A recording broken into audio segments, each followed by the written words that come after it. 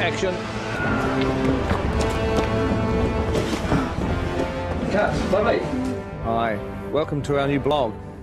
This time, we thought we'd talk a little bit about 3D. Get a good look at your opening shot. Yeah, okay, there you go. Just arm in a little closer. Just watch your back. Hi, I'm Angus. Welcome to the world of 3D. Shooting The Hobbit in 3D is a dream come true. I mean, if I had the ability to shoot Lord of the Rings in 3D, I certainly would have done it. What I actually did on the Lord of the Rings is I had a 3D camera taking 3D photographs. Hopefully, one day, maybe even on 3D Blu-ray, we might be able to actually show you some of the 3D photos from 10 or 12 years ago.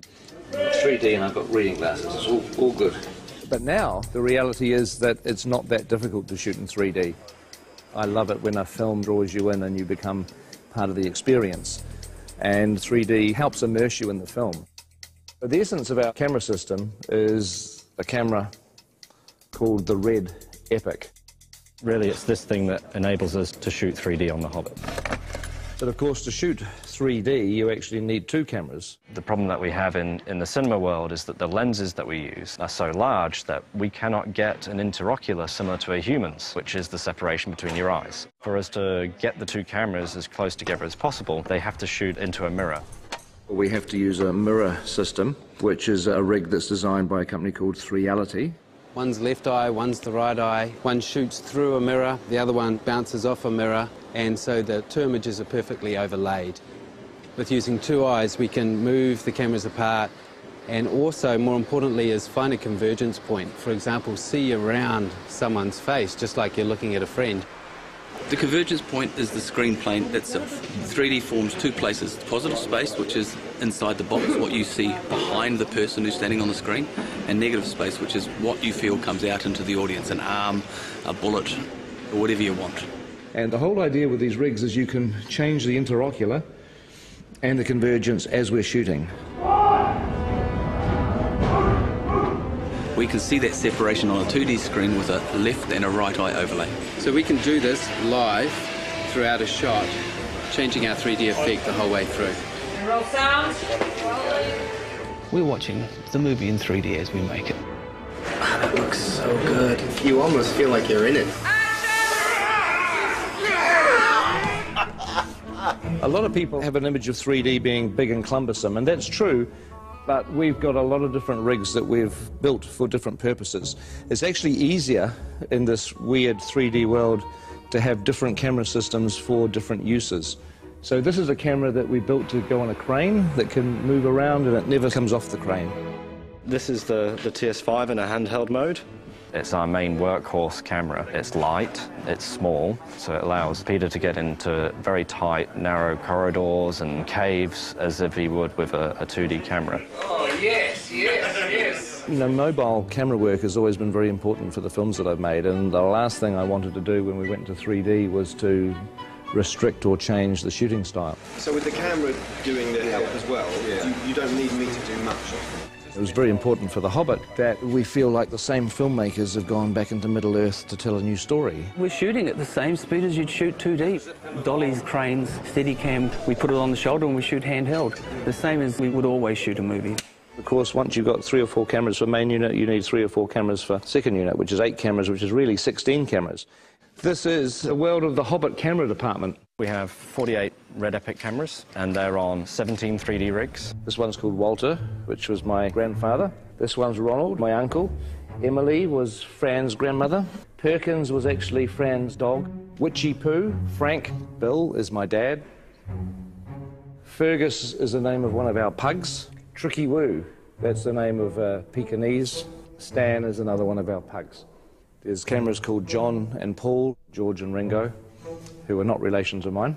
Are we having fun? Yay! We're not shooting film, we shoot digitally. We shoot onto these cards, which slot in the side of the camera. And each one of these is 128 gig. On top of that, you're shooting at 5K resolution. A very sharp, clear image. Needs like a chart, but, you know, like 5K's there, 4K's about there, and then your 1080 Home TV is down here, so it gives you sort of an idea of the amount of information that we're actually capturing on these. Let's do another one of those. 48 frames, yes. Yep. We're shooting the Hobbit at a higher frame rate at 48 frames per second, which is twice the normal 24 frames. The human eye sees 60 frames a second, so 48 frames is more of a natural progression toward giving the viewer what they would actually see in the real world. The people who have seen scenes of The Hobbit at 48 frames a second often say that it's like the back of the cinema has had a hole cut out of it where the screen is, and you're actually looking into the real world.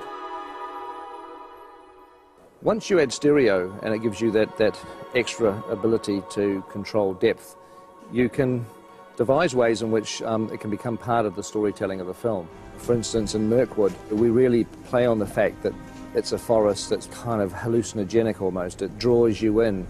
It makes you part of it, and you may never get out. What we want is just to stay where you are and then... Stay back! Stay where you are! Mirkwood is a big forest, and it's full of vines and sinister-looking trees, I suppose you'd say. It has a lot of things hanging down, a lot of things coming from all sorts of angles, and it helps us with the 3D to be able to push into that and try and get the audience to feel that they're actually trying to move into the forest with the cameras and give it that dark and look over your shoulder feeling. Colour-wise, with the red camera, tends to eat colour a little, and so we add more colour.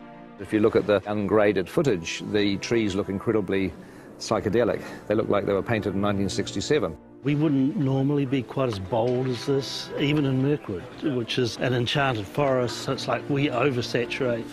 Look! In the movie, they won't look anything like that. They'll be graded down, and you'll just get the barest hint of colour in the finished film. Look at me back!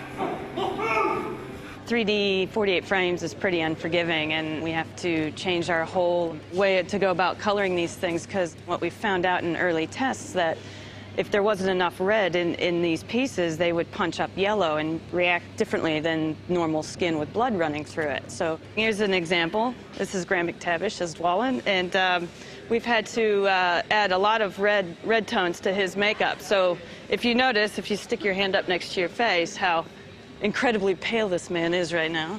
I've barely seen daylight for the last 6 months, that's fine. Yes. So we have to add the blood in the piece to make him look like a normal flesh tone. It looks freaky now, but on film it's going to read beautifully. Fingers crossed. With the 3D HD stuff, it is amazing how when people's hair moves around on the wigs, it has to actually be the real thing. It has to be real hair. And you find, because the number of frames a second you're using and so on and so forth, if you've got real hair moving around, it just looks real.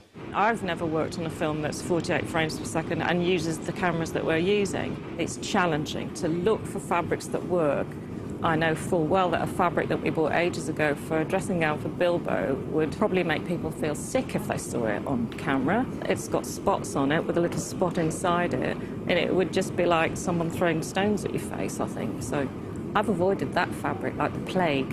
It's in very poor taste. Others are just a joy to behold, and the camera picks it up and the audience could see every last detail. So in that sense, it's really exciting.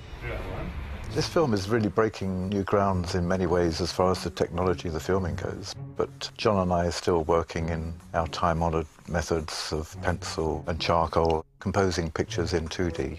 And we thought we'd try and come up with some way of actually incorporating a 3D aspect into the way that we were producing the concept art. That might communicate more clearly to Peter and to the other technicians. So what we're doing is 2 drawings. One is in red, one is in blue, and the 3D glasses have a red lens and a blue lens, one for each eye. Don't go too heavy on it. This is probably the first serious cinema production where the actual concept art has been done in 3D. Rather than sharing just the same office, we're actually sharing basically the same vision. Yeah. There's been a bit of a tendency for me to take on the blue, and obviously, you know, sitting on the right-hand side of the picture, it's easier to actually get your head around the left side. It doesn't make sense when you try and explain it like that. It's a huge help for Peter because we're actually proposing the full depths. I mean, it means Peter has to wear glasses when he looks at our art, but... Yeah. My God, coming at you, look at that. Whoa. If you happen to have a pair of glasses like these at home, you should be able to see the artwork in 3D. You look great. Very three-dimensional. You've definitely improved. I know. So I hope you found this blog interesting. I know it's a little frustrating because just about everything we've been talking about you can't actually see at the moment. You can't see the 3D, you can't see the 48 frames, you can't see the 5K, but you will. December 2012, you'll finally get a chance to see what we've been talking about. Anyway, I've got to get back to set. It looks like they're almost ready for me down there. We're actually shooting today, as you can see, in a pine forest, but it's not really a pine forest. It's a polystyrene and plaster pine forest. But very shortly, we're going to be leaving the studio and moving on to locations for a few months. So the next time we see you will be from a location somewhere in New Zealand. Catch up with you soon.